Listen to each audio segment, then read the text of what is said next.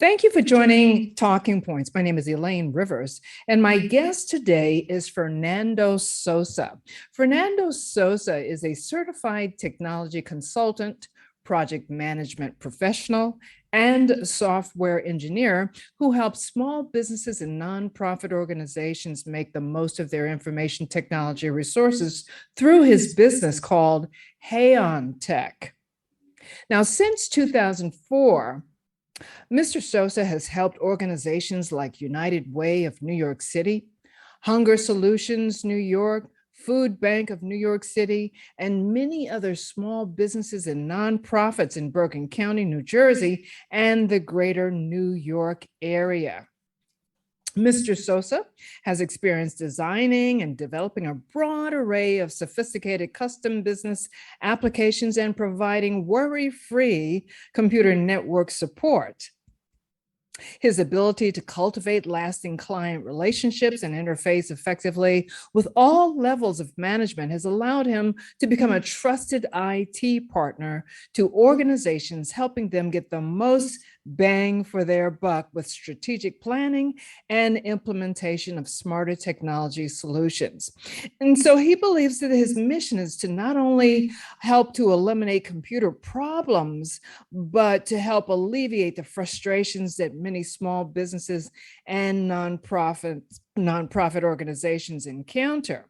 He specializes in managed IT services, IT consulting, IT support, and custom software development for small businesses and nonprofits. And so with that, Fernando Sosa, I welcome you to Talking Points. Please tell us a little bit more about you, your preparation for what it is that you do, and of course, your IT consulting company that is called HaonTech in Teaneck, New Jersey. Yes, hi, welcome. Thank you, Anita, for inviting me to your show.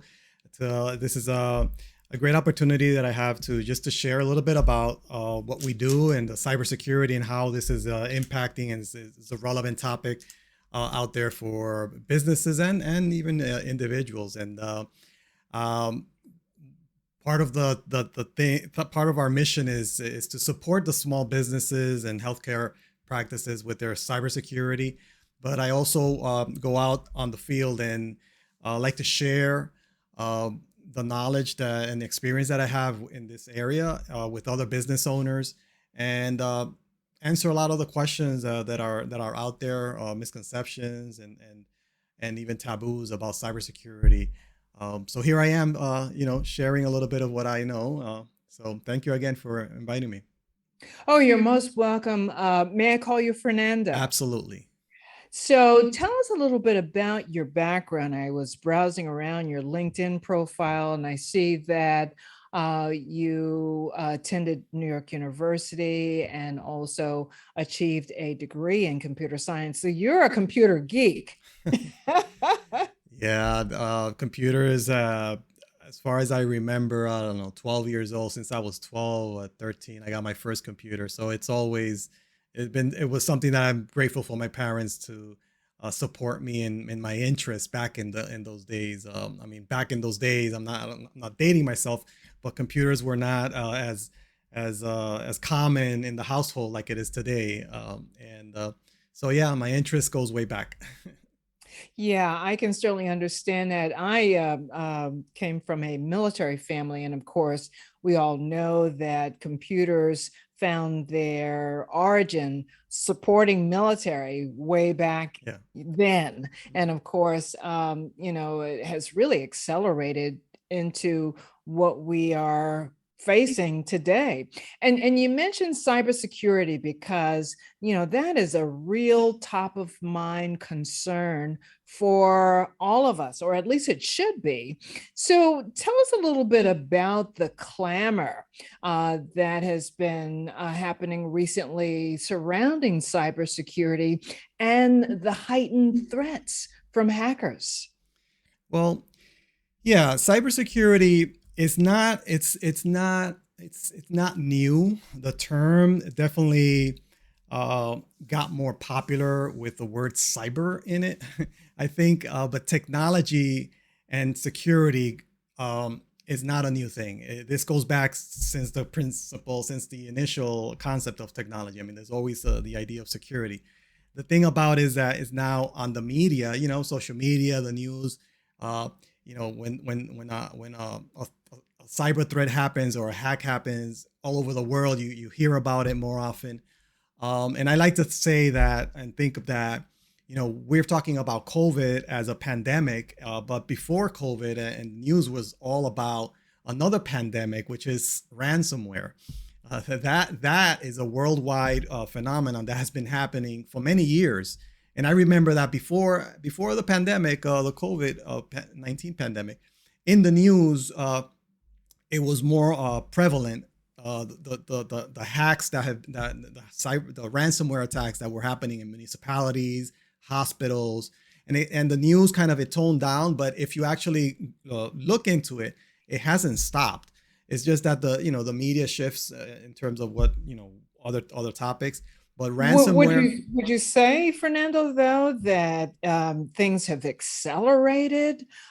Because pandemic, to be quite candid, has caused an acceleration in the technology industry. So would you say that it has accelerated the concerns about cybersecurity and incidences of hacking? Yeah, the pandemic definitely uh, raised helped raise more awareness with cybersecurity. Right before the pandemic, there was something going on with the government in terms of cybersecurity, and there was something in place with cybersecurity. So it's kind of very timely. But once the pandemic hit and everybody went to work from home, that opened up, a can of worms, so to speak, because a lot of people working at home with their home computers doing business activities, they introduced another risk of cybersecurity risk with their home computers and their home infrastructure, which was not up to par and compared to the business networks. So yeah, Let's take a moment to talk about that, because that is a key reality that we all face today. And it doesn't matter really if we're business owners or we're just, browsing the internet as people, as consumers. Tell us a little bit more about that angle and why it is that we have become so vulnerable, and what can we do? yeah. Well, it became a challenge for businesses to adapt at this new normal of employees working from home. People were working from home, before the pandemic, but it wasn't the same way as it is nowadays. And so a lot of businesses had to rush into this work from home environment without the proper planning and infrastructure and security without nothing really. It just from night and day, that was like the only option. And so they scrambled to get that done. So there's a lot of gaps in security right now because you're at home, you're sharing your same equipment probably with family members. Your equipment at home is consumer grade. So those are challenges that businesses have to deal with. Some of them have caught up and addressed that risk. Others are still behind because they're just trying to catch up. But that's definitely a problem. As consumers, this hits everybody because I like to explain it kind of in terms of something that everybody would understand. Security is a multi-layer thing. It's not just one thing. It's not just one level, one layer of security. If you think about it, if you want to protect your home, for example, you have several layers of security, right? You have a door, you have a lock, maybe you have an alarm, maybe you have a deadbolt as well. So these are all different layers of security that you have to protect your home. Maybe you have a fence, so all of these layers, they add a little bit of complexity. It makes it harder to get in the house, but it makes it more safer. And security and convenience do not necessarily go hand in hand. And so as consumers and humans, we tend to want to get things done quickly, easily, and take away anything that it keeps us from doing whatever it is we want to do. Security, unfortunately, slows us down sometimes, most of the times, but because in trying to protect us, it adds another level, another step. So it's a necessary thing that we have to get used to. And that's the challenge, getting used to security as a normal thing, not as an inconvenience, not trying to bypass security because we want to get something done. Because then when something happens, it's going to cost you dearly. Well, on your LinkedIn page, you have a wonderful video that talks about what to do if a company or person is hacked. So, if you will, could you take a few minutes just to recount some of the steps that you provide? Well, if somebody is hacked, there's and assuming you have, I mean, there's two scenarios. There's one scenario you have an IT company, somebody that you count on to support your network. It's still, there's no guarantee you can still get hacked, but you have a team behind you to help you in that event. Others do not have that, and so what to do varies in which camp you are, with or without support. Typically, you definitely want to change your passwords. You want to, because you don't necessarily know where or how the hackers got into your system. You may think it was maybe your social media got hacked, or maybe your email got hacked. There's so many entry points, so many points of entry for the hackers. So you want to cover as much ground as possible. So changing your passwords, you want to make sure that if it's an obvious hack and it's like a ransomware hack, that that your data is being it's encrypted or you don't have access to it, then you're gonna have to either recourse to your backups or some other more sophisticated way to get back up and running. So it really depends. Speaking to the layperson, Mhm. though, Fernando, how would we know in regards to whether it's ransomware or what level of hacking took place? How would we conduct an investigation? Well, some hacks are obvious. Ransomware, you will know right away, because the purpose of ransomware is that the hackers encrypt your data, and they give you a message. They actually tell you, they prompt you on the computer and say, your information is encrypted. If you want access to your information, you have to pay us this amount of money. So that's about that right away. That's the strategy, that the hackers get money in exchange. They hold your data ransom, basically. Would you say that that's the primary motivation for many of the hackers, and that is to get money? Yes, in some way or form, it's about getting money, and information is money. Before ransomware, it was more about stealing information, like medical records and private information, and then that was sold, and then thieves who bought that use that for identity theft, and ultimately it ends up about money. With ransomware, it's a strategy where it's so easy to do for the hackers that all they do is just take your data, and if you want your data, you pay me. You get a transaction, you pay me. So it's more simple in terms of the crime, and it's they do it on the large scale, so it's not necessarily targeting one specific person, but they just throw it out there, and whoever is most vulnerable, people who have outdated computers, no updates, no security, those are the ones that usually fall victim more easily. And if one of those happens to be inside an organization, then the ransomware is even more profitable for the criminals.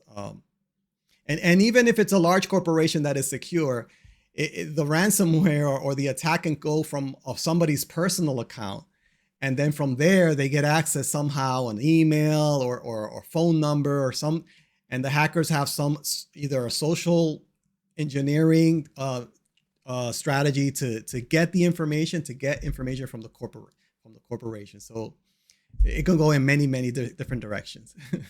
Sounds pretty frightening to me, but listeners, you're listening to Talking Points, and my name is Elaine Rivers, and my guest speaker is Fernando Sosa, who is a certified technology consultant, project management professional, and software engineer who helps businesses and nonprofit organizations with his business, HaonTech. Which is located in Teaneck, New Jersey. And he's talking to us about the dangers of hacking and being vulnerable and cybersecurity and these types of things. But what you're saying, Fernando, is that we just need to be proactive Correct. in making sure that we secure our computers and our network and all of that, just as we would our own home. Right.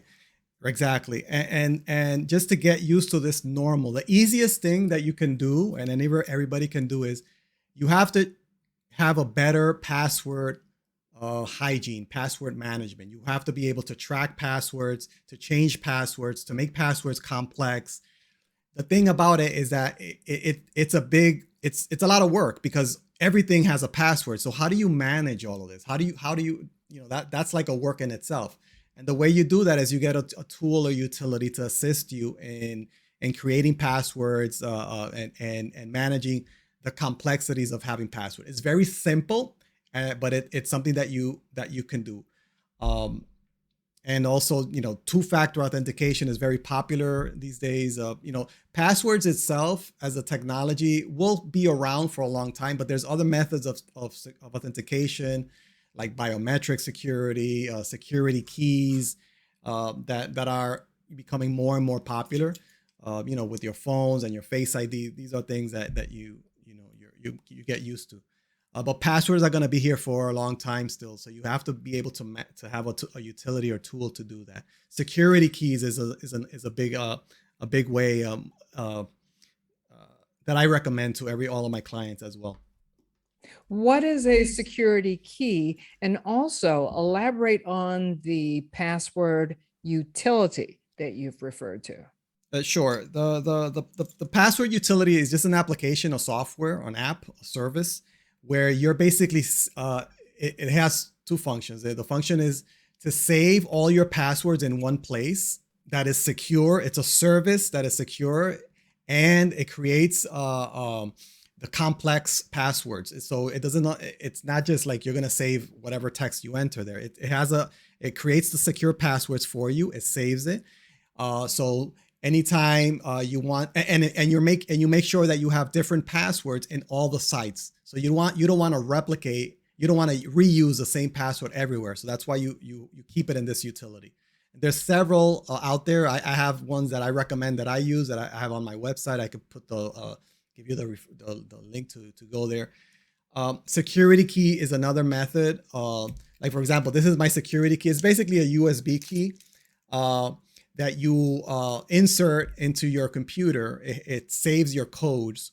So when you're entering your login into a site, typically what people are more used to is that it texts you a code and then you enter that code. That's called two-factor authentication. That's not as secure. That's one level of security. Then there's additional levels a little bit more secure than text, because text can be spoofed and other things. But the security key is a physical device or a physical thing that you have. You have your password and you have your security key, and that's what I use. So in reference though, Fernando, for me as a layperson and my listeners who may not be as savvy, how would we find a security key, or where do we go to get more information? Yeah, you can these are just easily, you can buy these. Again, I'll put resources for everything that I'm mentioning. You can just buy these, and the way that you use that, any website that you go on right now, Facebook, your bank, or quick, accounting software, any service that you use, in your security settings, in your profile, there is an option for either two-factor authentication or multi-factor authentication. They're kind of interchangeably used. And that's where you set it up. So you set it up in your let's say, for example, Facebook. You go into this Facebook profile, you security, and then you set it up. And then just follow the steps. You're either gonna do it via text message, or it's gonna give you the option for security key. You choose security key, and then you're gonna use it's more steps. It's easier done than explained, but it's actually simple once you get it set up. That's really interesting. Thank you so much for that information. Why don't you give us your website URL? Sure, it's www.HaonTech.com, HaonTech.com, HaonTech.com.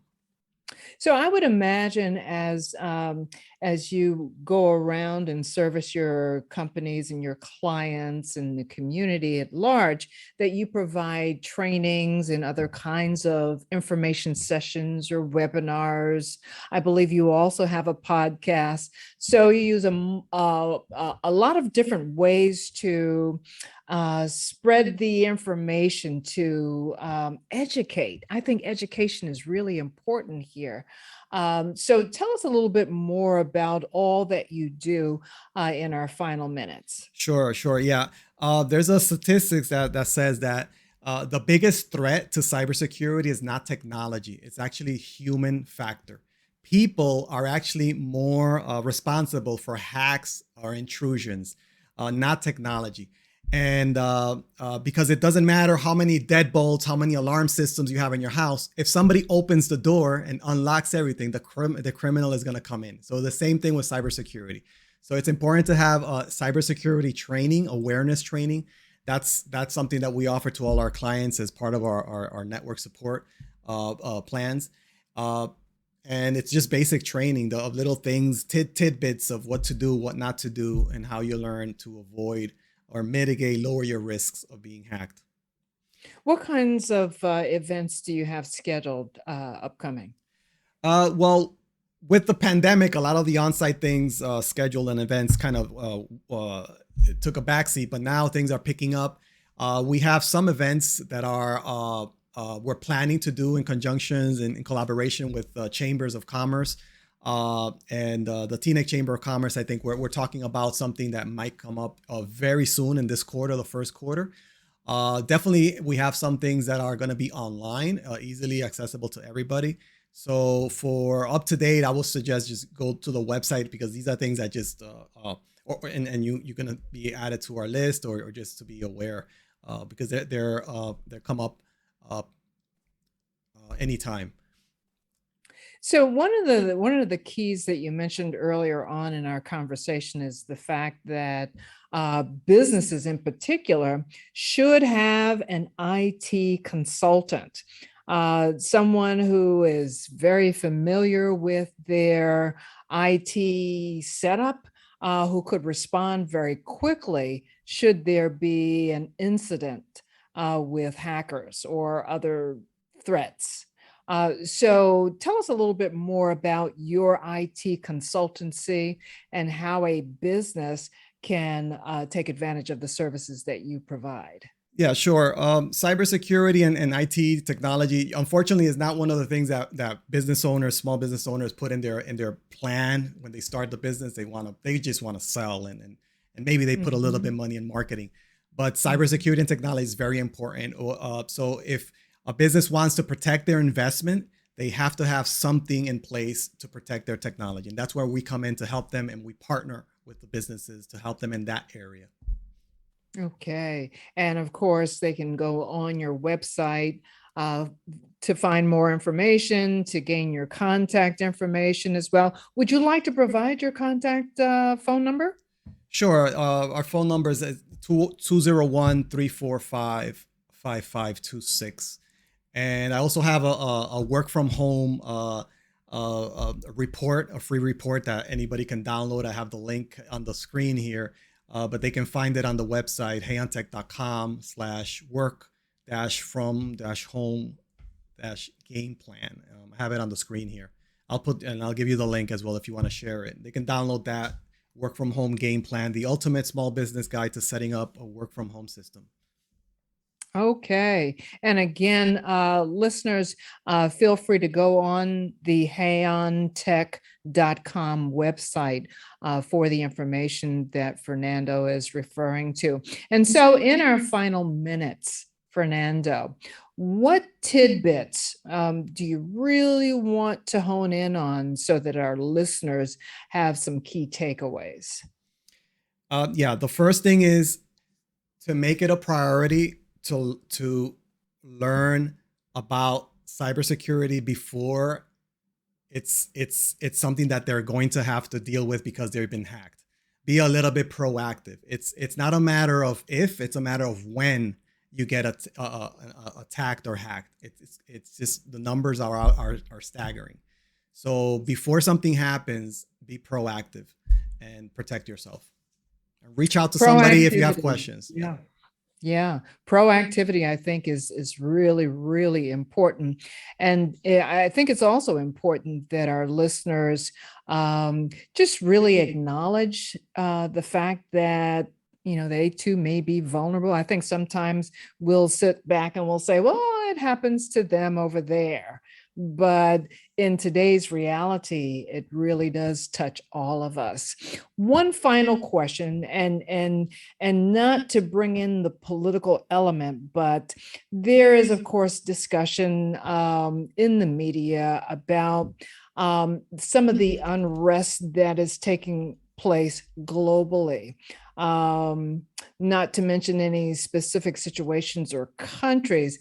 How important is it for us to be aware of global situations and in reference to cybersecurity and the potential for hacking?